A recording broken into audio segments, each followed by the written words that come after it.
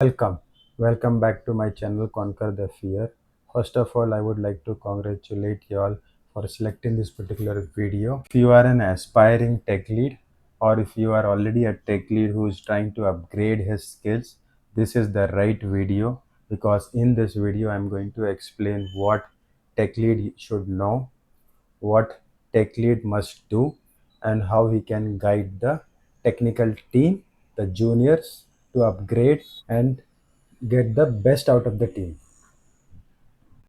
Being a tech lead for many years, I exactly know what skills it takes and what responsibility the tech lead has. Now, the tech lead, you need to demonstrate the deep understanding of the architectures. You need to have a strong problem solving abilities. You need to have strong leadership qualities as well. Now, before you go to mentoring the team and the team relies on you, you yourself have to have the technical expertise. You need to have your uh, technical things so much strong so that any team looking up to you should have a proper guidance. So we'll look into those particular aspects where you need to have the strong foundation yourself before you can go up to mentoring the junior teams. So if you are a Java tech lead, initially, then you need to have a very strong fundamental about core Java, advanced topics of Java, various different integrations which are happening with the Java, along with the messaging systems, the event-driven architecture of microservices, etc. So we'll discuss all those aspects now because these are quite important in the modern days where the applications are developed in microservices. There are various integration happening and the tech team is required to be upgraded with that particular skills, and also client expect them to have the utmost quality product for them. So being on top of this particular technical aspect will give you an edge. So you have to be very strong in your core Java along with the memory model. So you need to have a deep understanding of the collections, how memory management happens, how you can do build in your applications when you are having a multi-threading application being designed up, and you need to upgrade yourself to the latest versions from right from Java 8 to the latest version of Java, that is 24 as of now till date which I am recording this particular video. You need to have a deep understanding of each and every features which are introduced in Java 8, 9, 10, 11, 17, 21, 23, and so on. So this will give you a thorough understanding that you are upgraded with that, and also you are able to solve the problems by the junior teams which are facing. Then you need to have understanding of what are the different design patterns. So design patterns are not just a mother thing. You need to have a very deep understanding because these are the common problems which developers face or the common problem which we have to solve this. So you need to have that. You need to have a very strong exception handling capabilities. You need to understand how do you can integrate the Spring framework with your existing Java application, the Spring Data JPA. We have security aspect of it. How you can convert your microservices to monolith to microservices. What are the different design patterns? What are how you can actually scale your application, how you can use the different messaging system, what are their pros and cons, which system is better for which kind of application.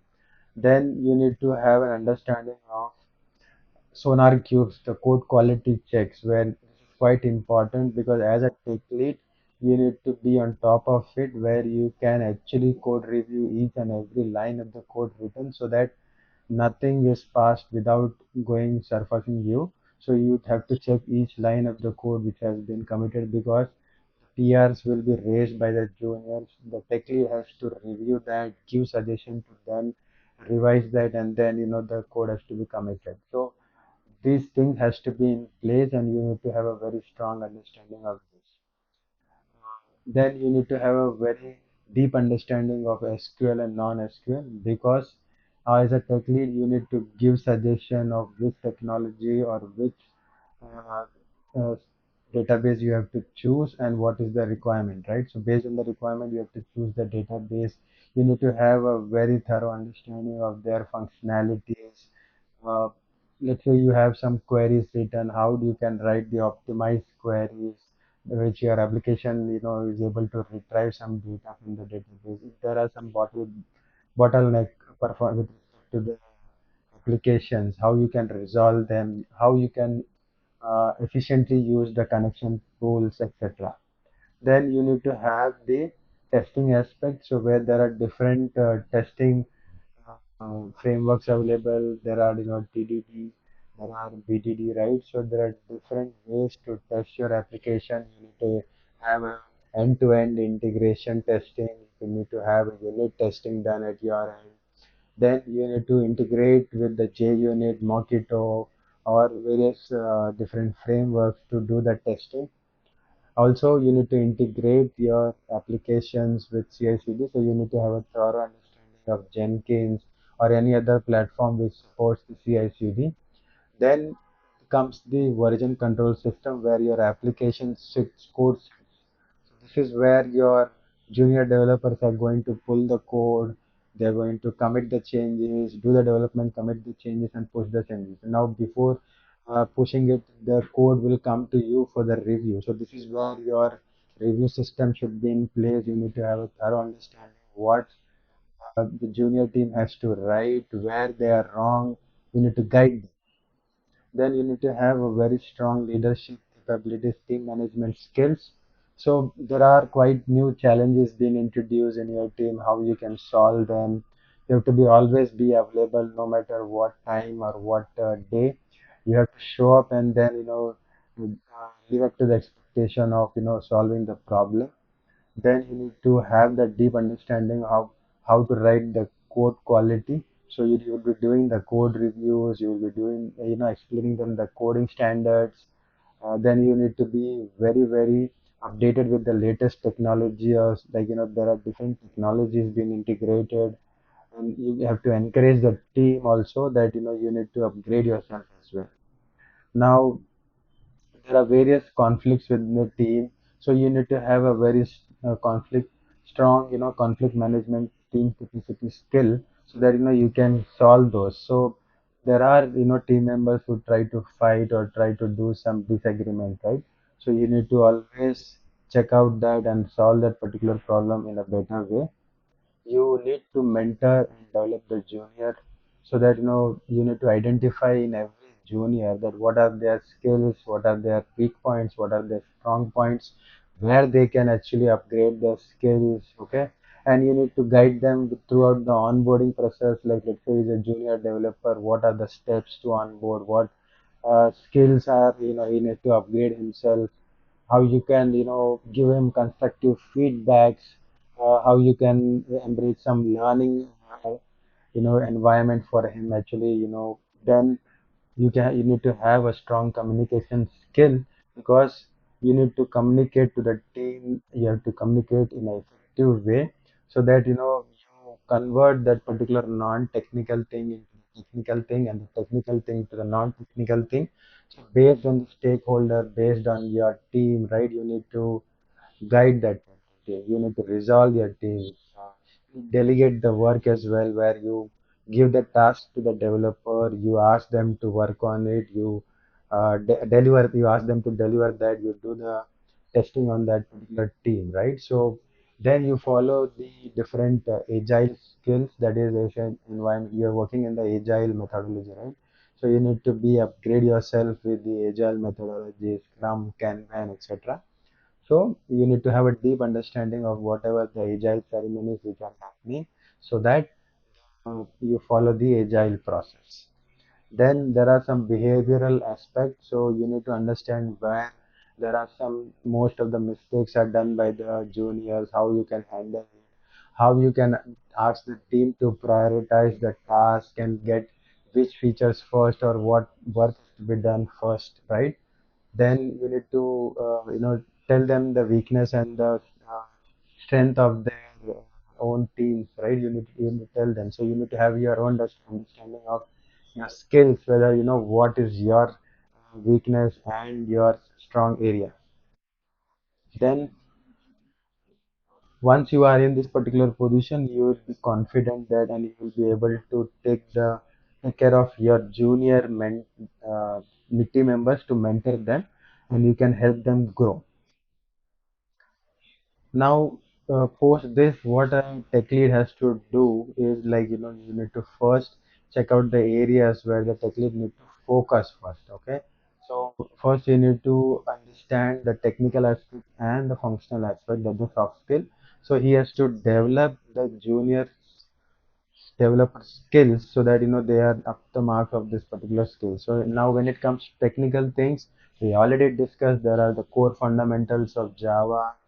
Then there is like the frameworks which has to be integrated with, so they have to have a deep understanding of how to develop the application using the Spring Boot, REST API, Hibernate, any other related technologies which we are using.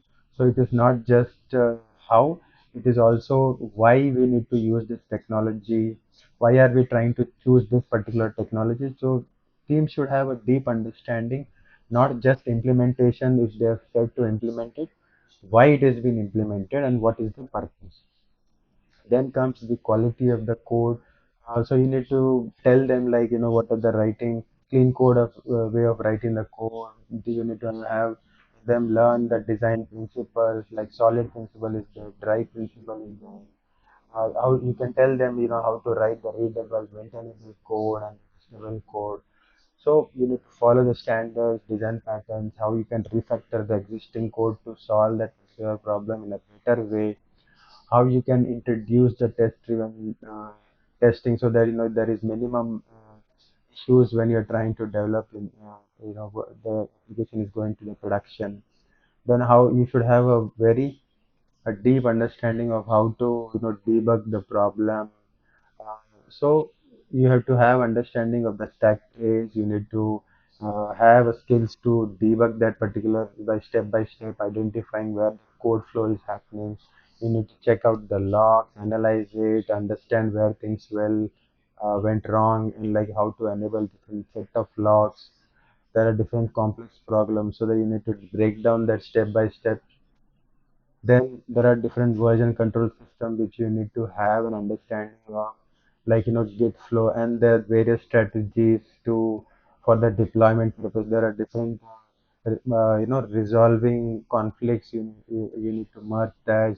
Then you need to have some commits messages properly being done. Then how your CI/CD is working, right? So you need to tell them where exactly where the deployment, where are the environment, what is the importance of automated testing and the deployment.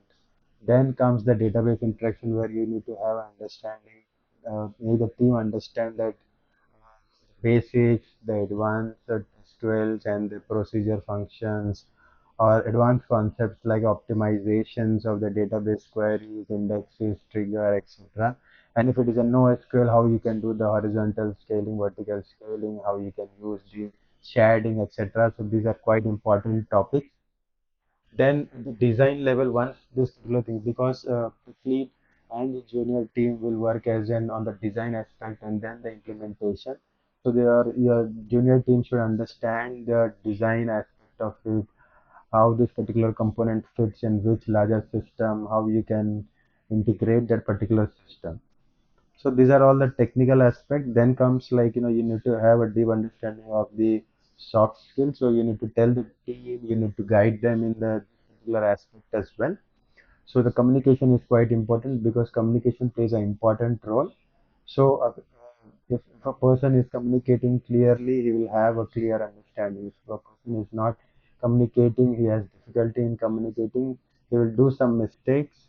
So it has to be very clear, concise way of communication. And also the attitude should be a problem solver instead of problem creator. So you need to have understanding of the code, design choices, and other issues. So just check that thing.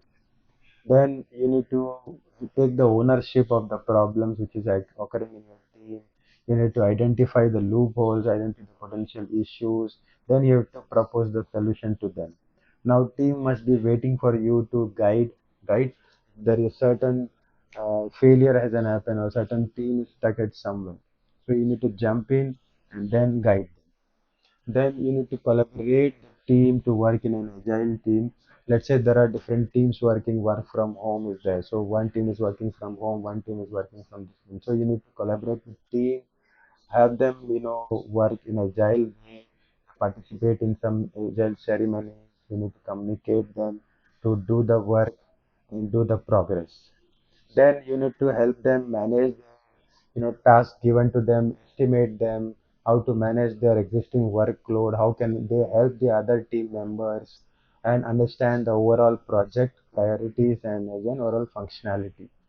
Then you need to tell them to upgrade their skills so they should be a lifelong learner instead of learning something and then working on that particular part. So you should constantly encourage them to learn. So enroll them to the various company courses where the company try to give trainings. So there must be, you know, quite, there are people who are like, let's say when you're doing some development, right? So who gets frustrated, you need to handle them, right? So you need to guide them. So you have to tell them where they are trying to do the mistakes and then guide them to right path. Actually, this is what he has to do. Then the second aspect of is that you need to teach the juniors to grow, right? So how they can actually grow in the team, like what is their onboarding process, right? So you need to give them the detailed plan, like these are the steps, first, second, third.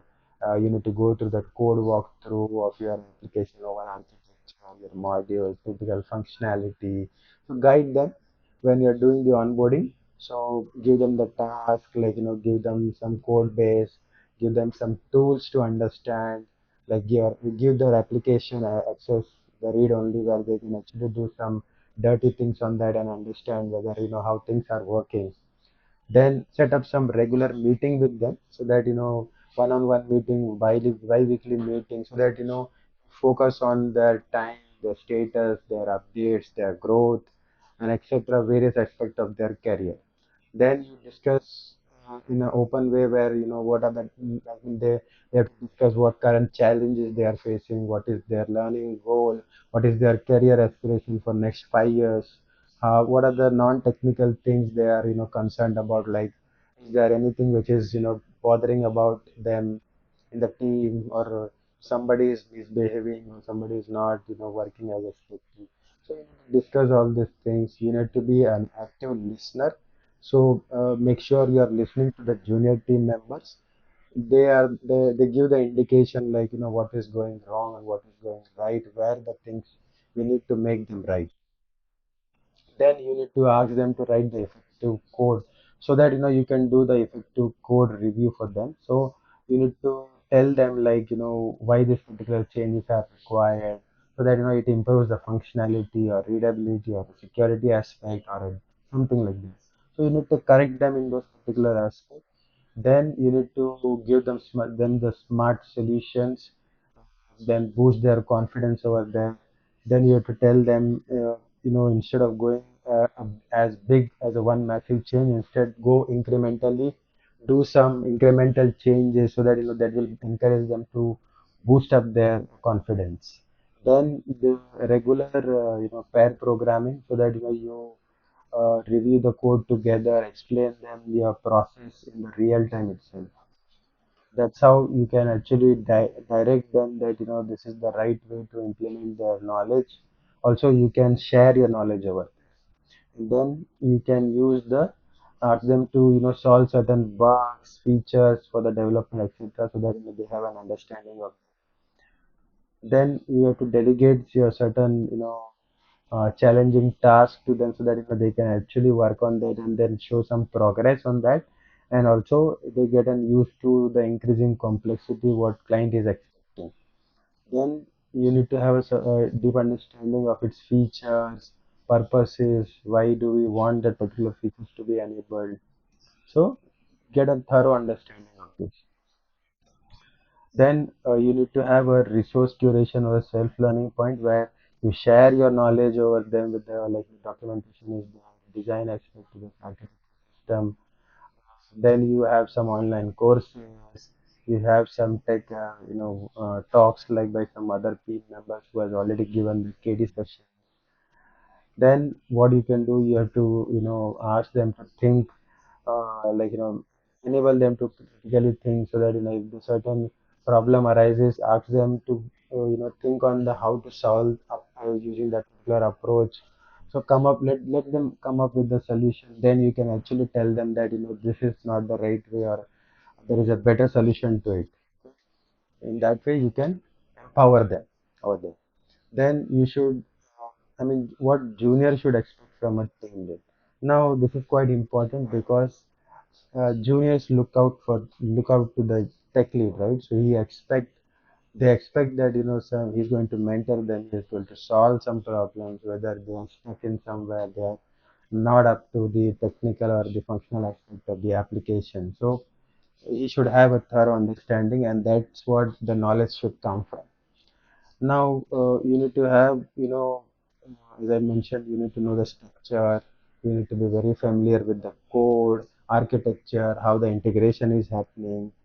You need to have an end-to-end understanding, like, where their learning opportunity is actually in your company, where they are lacking the skills, and, how you can ask them to dedicatedly learn something every day, new things with the resources available.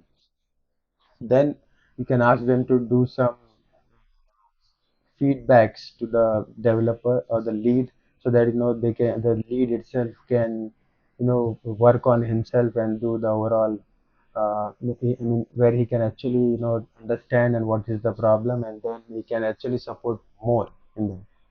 Then the tech lead should be much more approachable. So he should be very, very patient, and the environment should be in such way that, the every dumbest person also should be feel safe in front of tech lead, right? So he should be very, very approachable.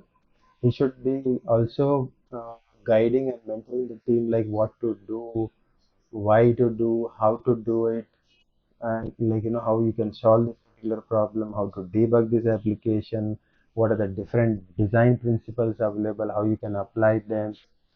And also you have to push developers, or push them to, ask them to tell them what, can you provide me the challenging aspect of it, or the challenging task, so that, you can give you that task and you can accomplish that particular task. Then the tech lead who has to, offer support to the technical team if there is already a problem, or there is a film of overlap within the team. Now the juniors can also expect some career advice, because he is exactly in the place where the junior team members wants them to be in the next 3 years, 4 years, or 5 years. So make sure you ask the career advices to them. Then you have to have a respect towards each team member. So nobody is up or nobody is down. Every individual is equal in their own aspect. And then you need to treat them with dignity. Then you need to understand the overall company's aspect, why the company wants what company wants, and then deliver. So by focusing on these particular areas and adopting this particular mentoring strategies, tech lead can not only help the junior to grow strong and contribute strong, but also he can help team to be much more robust, much more reliable, much more knowledgeable, and as a and develop as a great team, engineering team, I would say. Hope I was able to explain you the various aspects of a tech lead role, what he does, why he does, and how he does. So I have given you overall the crisp of it, like how things happens in the role of tech lead, and how he can guide the junior team members, and how juniors who can get the most out of the tech lead. So if this video was helpful, please share it with the needy people. Also, don't forget to like, subscribe, and hit the bell icon. Thank you for watching.